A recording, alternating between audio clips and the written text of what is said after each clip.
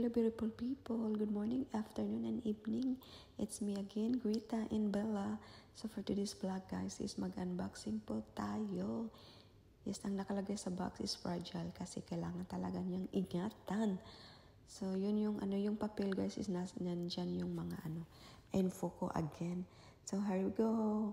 Yung i-unbox natin today is yung contact lens ko na palagi ko nang ginagamit. Hindi na yan sa akin guys. Same prescription pa din. Ang brand ng aking ginagamit is AcuV Oasis Max, which is meron na siyang UV block from the sun. So kaya protection na talaga ang ating mata sa araw. Si Bella naman guys ay minamadali niya ako. Gusto na talaga niyang lumabas ng bahay, mag-ikot-ikot at maghuli ng lizard. Kaya ayan. So but anyway guys, yung prescription ng aking mata is hindi the same. Yung left eye ko is negative 3.25 and right eye is negative 3. So yung contact lens ko guys is good for 1 year na yan. Yes, good for 1 year. So yun lang guys yung ating vlog. Thank you for watching. Bye!